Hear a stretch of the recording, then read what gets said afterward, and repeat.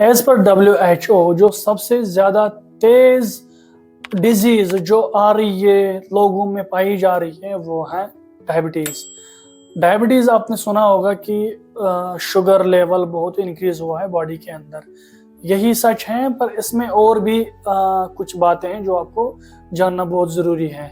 Diabetes 3 प्रकार के होते हैं। डायबिटीज़ 1 जो डायबिटिक 1 बोलते हैं, जिसको टाइप 1 बोलते हैं, ये जो ड्यूरिंग बर्थ ही जब बच्चा पैदा होता है कि तो ये प्रॉब्लम हो जाती है। उसमें या तो इंसुलिन बनता ही नहीं है, या अगर बनता है तो बहुत कम मात्रा में, जो हमारी बॉडी के लिए अनफ नहीं होता है। उनको परसिस्टेंट जब तक वो रहते हैं, जिंदा रहते हैं, तब तक उनको इंसुलिन की थेरेपी लेनी पड़ती है।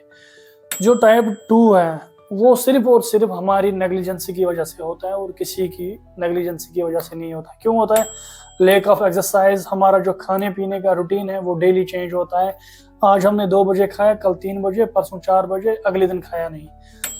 ठीक है ना, ये हो गया चेंज। और तीसरा जो है वो है कि ओबेसिटी। बहुत ज़्यादा हम अपने डाइट कंट्रोल नहीं कर पाते हैं, हम अपना वेट कंट्रोल नहीं कर पाते। चौथा जो है, अगर किसी को घर में ऑलरेडी प्रॉब्लम हो, ये वो ज़्यादा टारगेटेड होता है।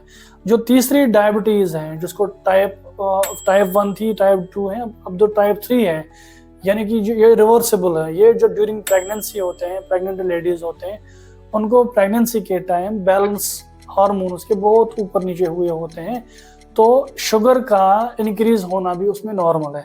आफ्टर द डिलीवरी जो 6 वीक्स होते हैं, उनके जो पोस्टपार्टम हेमरेज या PPH जिसको बोलते हैं, या पिप्यूरियम स्टेज बोलते हैं, उसमें क्या है, ये वापस आ जाता है, वापस अपने ओरिजिनल स्टेज में आ जाती है डायबिटीज। ये शुगर लेवल जो इंक्रीज हुआ होता है वो कम होता है, नॉर्मल लेवल में आता है। पर इनके लिए खतरा होता है, ये बाद में वापस आ भी सकती है डायबिटीज।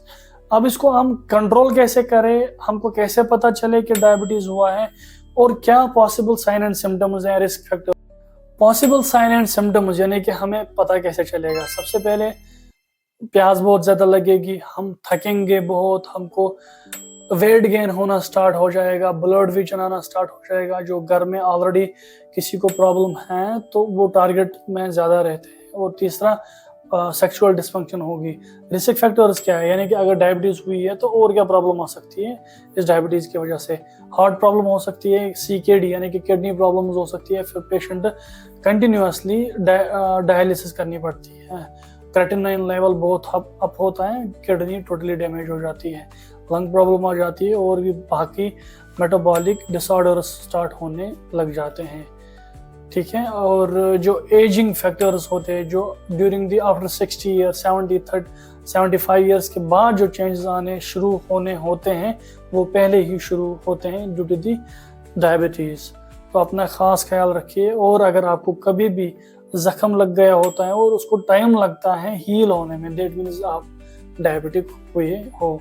तो आप बहुत सारे टेस्ट होते हैं, जैसे HbA1c टेस्ट है, रैंडम ब्लड शुगर टेस्ट है, HbA1c 3 मंथ का है, रैंडम ब्लड शुगर RB जो बोलते हैं, वो आप मॉर्निंग कर सकते हो, फास्टिंग में भी कर सकते हो, और आफ्टर मील भी कर सकते हो। इसका मैंने पहले वीडियो भी बनाया है, आप वो जाके देख सकते हो कि नॉर्मल कितना होता है, HbA1c कितना नॉर्मल होना चाहिए, कितना नहीं होना चाहिए। यहाँ पर मैं जस्ट आपको बता रहा हूँ कि कौन कौन से टेस्ट हैं जो आपको करने चाहिए।